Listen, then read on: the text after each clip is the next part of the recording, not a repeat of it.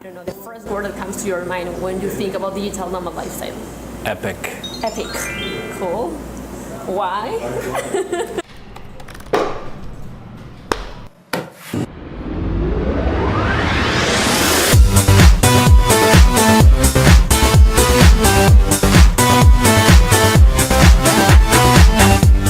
Bueno chicos, bienvenidos a una edición más de entrevistas a nómadas digitales.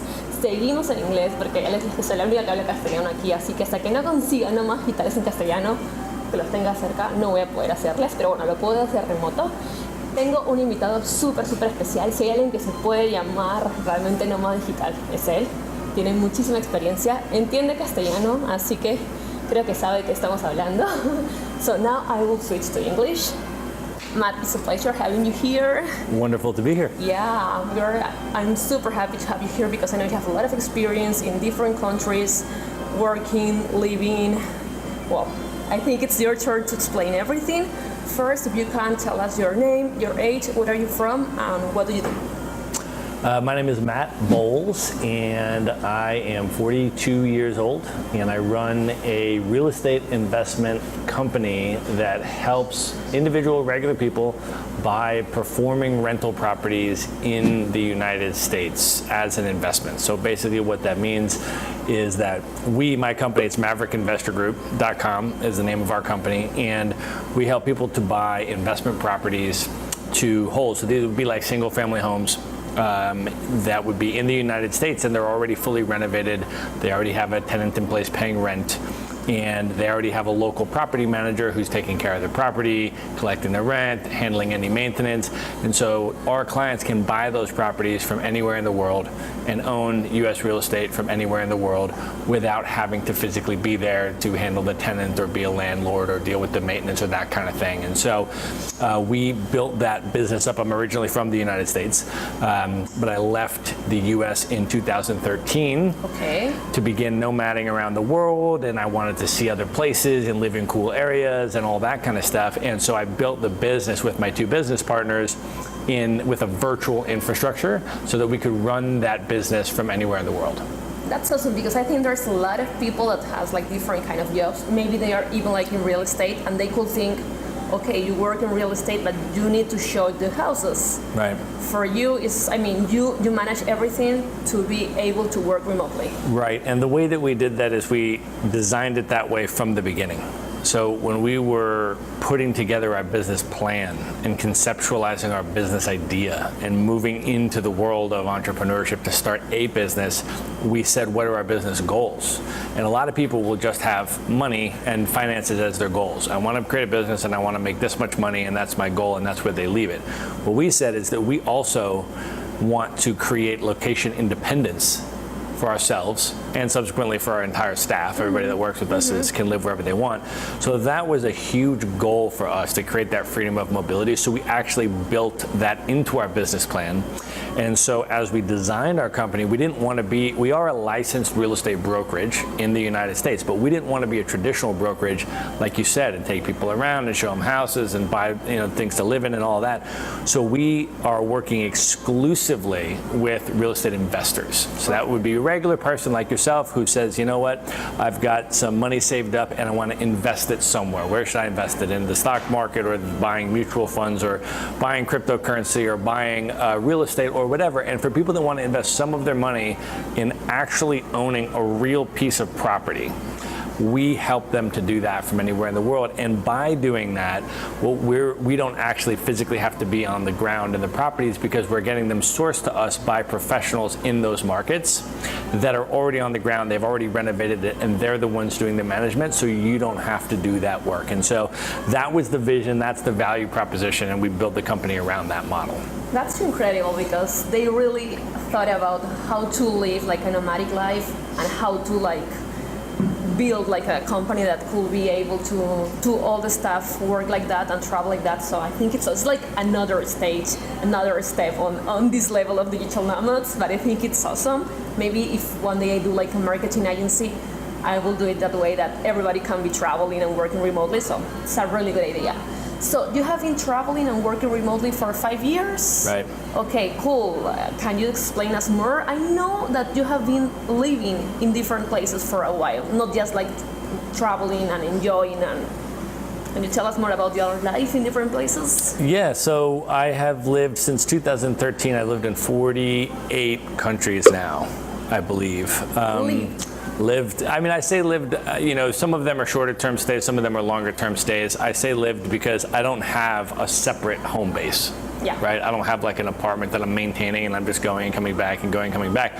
So any place that I am is where I'm living, right? Perfect. So I have spent nights in 48 different countries over the last 5 years. Some of them are longer stays, some of them are shorter stays. The longest was 9 months in Cairo, Egypt. Wow. That was the longest place. What a city. Yeah, it's a pretty epic city. But I've also stayed, and then I've stayed in like Buenos Aires for I've been there a total actually about 4 months. I did 3 at a time there. So, sometimes it'll be, 2 to 3 months stays. Sometimes it'll be shorter. I'm here in Seoul, Korea with you. I'll be here for 5 weeks. So I like to stay places for at least a month, yeah, if not 2, or 2+ months, because I like to feel like I live in a place and I'm a resident. I don't like to feel like I'm a tourist and I'm just racing in to running around seeing museums and monuments and staying in hotels with other tourists and that kind of stuff. So I like to live in a residential area. I like to go to the grocery store. I like to go to my regular coffee shop and get to know the local, people. And so I like to live in places. And so for me, staying a month to 2 months at a time is optimal. But I will also sometimes do, when I'm transitioning between long-term stays, sometimes I will stop off and do a shorter term stay. Oftentimes in a place that, isn't necessarily high on my list for long term. Like Seoul is a huge city where we are right now, right? It's an amazing place to spend a long period of time. There's tons of stuff to do.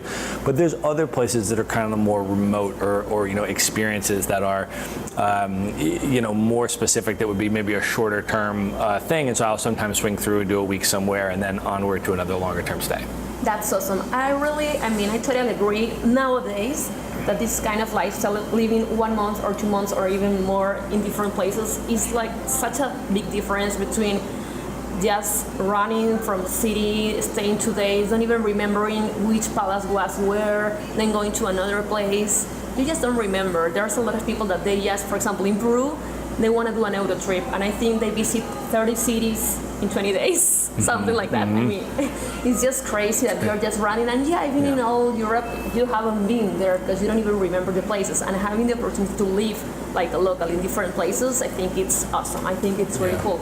So in your case, because we have been meeting a lot of digital nomads, in your case, how is like a regular day in your life? Now, for example, here in Seoul, how do you work? What time do you wake up? Where do you go? Can you explain us more? Yeah, so it depends largely on a lot of factors. One of the important things is that I have a lot of flexibility in my days and in my work, again, because of the business plan, right?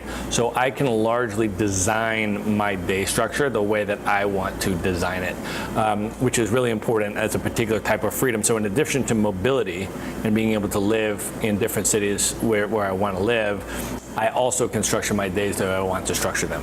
So if, and sometimes I'll do that depending on the time zone. So a lot of times in Asia, like now, I'm staying up later at night and I'm sleeping in later in the morning. That's convenient. Yeah, sometimes like if I'm in South America, sometimes I'll be up earlier in the morning and going to sleep early. So it really just depends on that. But I have the ability to adjust that.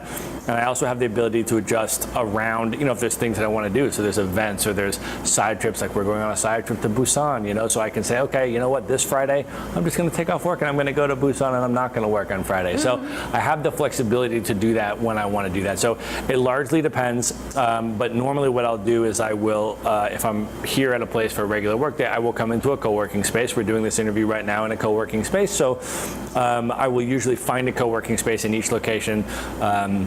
This one has particularly good coffee, which is really nice. And I will come in and do a regular work day there. Go for lunch, come back, do work, and then in the evening go hang out with, whatever social community that I have there, right? Which is another important piece of this, by the way. Which I just want to mention for folks. When you asked about my 5-year trajectory, and one of the things that I think is important to note is that when I started off in 2013, it was very difficult to find and plug into social communities if you're an itinerant nomad traveling around the world. And what has arisen over the last 5 years is a number of companies, including the one that we're with now, Hacker Paradise, and a handful of others, that have created the opportunity for you to travel the world with a community of other digital nomads, and to have a social community waiting for you, even if it's a city you've never been to.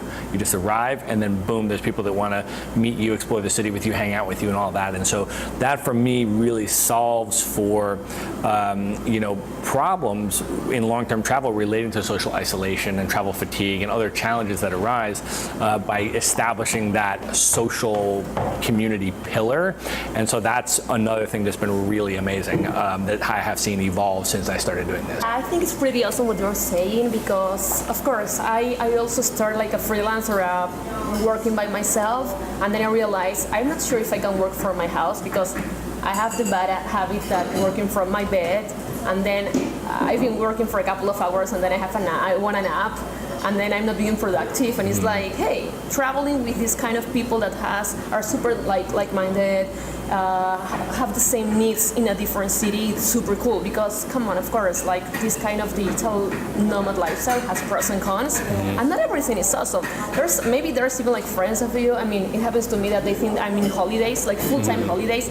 I am working, and there's like a balance you need to have between flexibility and responsibility. Yeah. Because now you have your own business. I do work for some clients, but I also have my own business. If I don't work, if I'm all the time just traveling, just going to Busan, just going to party, I don't produce. And if I don't produce, I don't earn money. So you really need to focus in flexibility plus responsibility. So we were talking about these kind of projects and groups that you can travel with people. I also know that you were in a cruise, a digital nomad cruise. Can you tell us more about that experience? Yeah, I think there's, in addition to these companies that are setting up situations to go and do long-term stays with other digital nomads, and some of these programs, by the way, are 12-month-long commitments, right? So there's companies like Remote Year, there's companies, Wanderers to Life has a 12-month program, Hacker Paradise even, you can sign up for 12 months and you can do an entire year with people, although it's not necessarily the same people, they're moving in and out, right? But some of these companies have the same people for all 12 months, and they commit upfront to a year, and you just go around the world with the same people. And then there's shorter term ones, right? Like the one that we're on now, you can come for as little as 2 weeks and just try it out, hang out with the community, and do that thing. Now, what's also happening that you mentioned about the cruise is that there are sort of events or experiences that different companies are coming up with, and they're saying, you know what, we're going to do a 10-day or a 14-day experience and bring hundreds of nomads together. So earlier this year, I spoke at the Nomad Summit in Chiang Mai, which brought over 400 nomads together. In April, as you mentioned, I went on the Nomad Cruise, which was a 9-night Mediterranean cruise. We had 250 digital nomads on it from 42 different countries. Wow.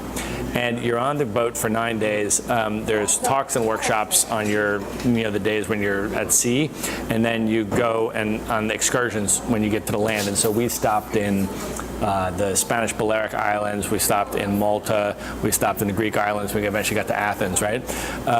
In Greece. And so, we had these, talks and workshops on the sea days, excursions on the land days, and then there's, every night there's dinner and DJ till 3 in the morning. Wi-Fi on the cruise? So there was Wi-Fi. That cruise, it actually worked pretty well, although I'm going on another one in November, which is going to go from Barcelona down to Brazil. I saw it, yeah. And that one, they're basically saying don't expect Wi-Fi. Okay, maybe it's like a retreat. They're like in theory, but don't expect for it to work. Like just plan for it to be out because it's a transatlantic cruise. But they have over 400 digital nomads already registered for that cruise, right? And so you're on this boat together with this like tight-knit community who you see all day, every day. And so it's an amazing experience in terms of networking, in terms of connecting with really interesting people. I definitely made both business connections as well as social friendships, and you're just around around interesting people. And with that level of diversity, like the one thing that stood out to me about the Nomad cruise is that diversity. 42 different nationalities out of only 250 people. I mean, was incredible. And so it was great to see that. And when you start getting into those types of spaces and you meet people from all over the world, like next month, for example, I'm going to spend a month in Nairobi, Kenya. Wow. And guess what? I already know Kenyans who live in Nairobi because I met them on the Nomad cruise. Oh my God. Right? So like, is so small. so as you start getting into these travel circles and these nomad circles in particular, you start to meet people and then you start overlapping with them, and as you travel the world, you increasingly know people in all these different places you're gonna go. Yeah, it's crazy. I mean, we have a couple of guys in here. One is from Germany, Daniel. One is from US, Las Vegas, and they met in Coachella. Like I think a couple of years ago. And then they met here in South Korea. It's like, I think I know you, but it's crazy. Yeah, but I mean, in these kind of events and activities and networking places, you can meet a lot of like-minded people, and then of course meet them again in different parts of the world. I'm sure I'm going to see you. I don't know if in Peru or somewhere else, but somewhere else for sure. Yeah. That's awesome. So, for example, you work in real estate, I work in marketing, I also run my travel blog. As you have been doing this for a long time, what kind of profiles or what kind of professions or works have you been also I mean, they have like this digital nomad lifestyle? What kind of professions? Yeah. Well, one of the things that I emphasize to people is I want people to think about how they can make whatever it is that they do in any profession into a location-independent infrastructure, right? So there's a lot of, very common things that people do, which are, relate to online monetization of various different types of content streams, right? In terms of blogging or in terms of podcasting or in terms of, affiliate marketing or drop shipping or, Amazon FBA or all these different types of online monetization models we can generate income of different kinds. But I have increasingly been running into business owners that have built business in spaces that are not traditionally virtual, right? Like investment in real estate is not a traditionally virtual space. One of my really good friends who did remote year with me for a year, she runs an architectural design company.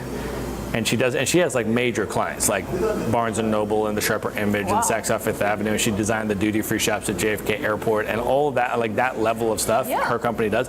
And she founded it, the company owns the company, all that.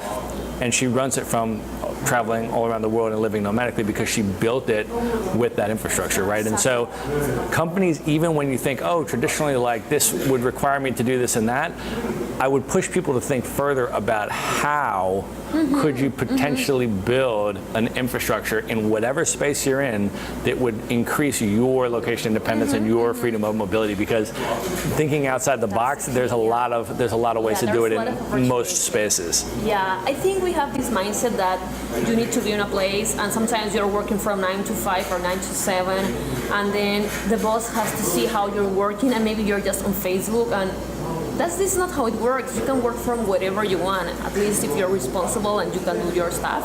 I remember like a couple of weeks ago I had a follower that she was an architect, and she told me, oh, it's awesome what you're doing, but I'm an architect. I don't know if I will do it one day. Right. So here we have a really good example with really good clients. So I think you can do it. That's awesome.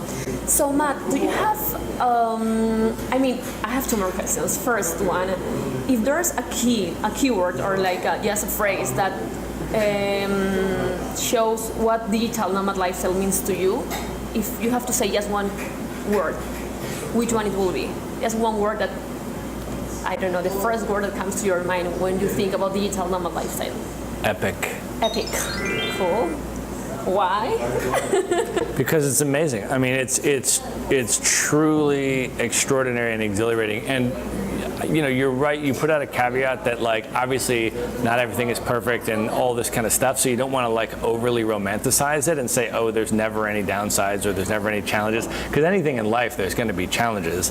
But it is really exhilarating and extraordinary and stimulating and remarkable, both to be able to experience the places that we are experiencing, right? I mean, of the 48 countries, I've been on 6 continents, so that's a massive array of cultural diversity, a massive array of just different foods and different, architecture and visual stimulation and interaction with people from different cultures. I mean, those kind of experiences are really extraordinary. And then there's the people that you meet, and the people that you meet are amazingly interesting and fascinating. Both the local people that you meet in these places, but also the nomads that are running in these circles and that have created this type of lifestyle for themselves are amazing. And so I just try to cherish every minute of it. And I am just continually, 5 years into it, just blown away on a daily basis with how epic this lifestyle is. I like your word. That's a good one. I have one more question now that I remember. Do you think there's like an age where you can do these kind of trips, or you have to stop doing this thing? Because I start my full-time traveling life, or I start my round-the-world trip when I was 30. It was my 30th birthday gift. And I met a lot of guys from Netherlands, Germany that were like 20, 21. And it's like, I don't even believe when I was 20 years old thinking about doing this stuff, what I found awesome, like meeting these like 20 years old people traveling. For me, doing it when I was 30, now I'm 33, I just love it. Now I'm earning money while I'm traveling, so I think it could be like for a lot of years. You're 42, I don't want to be like offensive or anything, but you start 5 years ago. How do you see your life? Are you thinking of settling down? You don't have any idea? You just live the present? How do you see it? So I would encourage people to challenge the conventional concept of settling down. One of my really good friends who I met in Chiang Mai, well, they're a couple actually, they're both friends of mine. They have this wonderful story because they're from Ireland and they got married. I mean, they're perfect together, right? They're literally like soulmates. I mean, it's amazing. So they found each other, found their dream partner, got married, bought the house, got the car, both got job promotions. They're smart, talented people and doing well in their careers. And they got all that stuff. And then they said, you know what? This is like not our dream. This is someone else's dream that we were basically like convinced this is supposed to be what we're supposed to do. And we're not fulfilled doing this. So they quit their jobs, they sold their house, they sold their car, they started their own business, and they started traveling as a married couple together. After they had settled, they then unsettled. Okay, that's a great idea. And so I would challenge the concept of settling as being like some final destination or some end goal or something that, even relates to stability or whatever it is. I would challenge the whole thing, and I would suggest that what people want to do, and it's going to vary for each person. So there's not one scenario that I say, oh, every single person should do this, whether it's what I do or whatever else. So you have to like do some internal auditing, and introspection. But I would encourage people to create the maximum amount of location independence for themselves as possible, which simply means that you have the choice. Yeah. So if you want to live in one place for a year or 3 years or 10 years or whatever, you can do that. But as long as but there's a difference if you're doing it by choice versus if you're geographically restricted by an employer or by someone else who's forcing you to do it. And then if you want to travel around, or you want to live somewhere else, or you want to live somewhere long-term or short-term, whatever, you also have the choice to do that. And so creating those options for yourself, I think, is the single most important thing. Once you have the option, now you can make those decisions, and those decisions can change over time. But I will tell you what, married couples do this. People with families do this. We have multiple people on this trip with us now that are in their 50s that do it. There were multiple people on, in other spaces on the Nomad cruise and other spaces in their 60s that do it. There are groups of, social media groups of people in their 60s, retirees. People retire in that 60, 65 age. There's plenty of people in that age that are doing it. I will tell my mom to join me. Yeah, there's plenty of people in that age. So I think any age can do it. There are families that do it with kids. Can you imagine the value of raising your kids and being able to immerse them in other cultures where they're actually going to see these historical places themselves instead of just reading about them? The books, yeah. They're learning languages through immersion instead of just studying it. They're learning geography through actually traveling the world. They're learning math through currency conversions. I mean, can you imagine the value of raising children with those types of experience? I mean, extraordinary, right? So And people are doing this, right? So you can look online and just Google around, like, you know, how to do this with any social, whatever your situation is, with kids, with married, with retired, with this, with any age. Everybody's doing it. It's all possible. And so it's just a matter of creating the location independence so you have the choice, and then making choices based on what's best for you. I think it's incredible. I love your answer. I really think there's opportunities for everyone. We were talking in another interview about money. Do you really need a lot of money to travel? Yes and no. And we realized we were spending more money when we were living in our cities instead of traveling this way. Yeah. Age, you can see that you don't have to put excuses about your age. Being married, being with a family, because I remember people saying, no, but when you become like a mom, are you going to be able to travel? Of course you can, even if you don't have a job. I mean, both of us we have a job, we are working on it. We even have people like finishing their masters or theses. There's a girl writing a book, so you have a lot of options. I mean, I think just people have excuses on their minds. Maybe they are afraid, so I think it's super cool. So do you want to give like a final recommendation to anyone that is watching you, like why they should jump to this empty swimming pool and travel if they really want to do it? Well, like I said, I think maximizing your options is always a good thing to do in life. And so, you know, whether you want to stay in one place, or you think you do right now, or you want to travel more, or you want to, whatever it is, creating the freedom so that you're making the choice instead of your employer, or instead of, you know, some other restrictive force. That I think is really significant. So working to maximize your own freedoms and then having the freedom of choice, I think is really, really significant. And the way that this digital nomad global ecosystem is evolving, it's just making it so much more easier to travel to amazing places and just have housing and workspace and social community and everything all taken care of for you. So, you know, dip your toe in, see how you like it, and it can be pretty addictive. I just love it. Thank you so much, Matt. Thank you for being here and inspiring all the people that is just behind the screens and the computers. Muchísimas gracias, chicos, por haber estado en un video más aquí. Recuerden suscribirse por aquí para mi canal de YouTube si todavía no lo han hecho, y activar la campanita para que se enteren de todos los videos de Nómadas Digitales y de mis viajes que estoy haciendo. Y recuerden que me encuentran en Facebook, en Twitter, en Instagram, en todo lado. Nos vemos en la próxima. Bye, chao, adiós.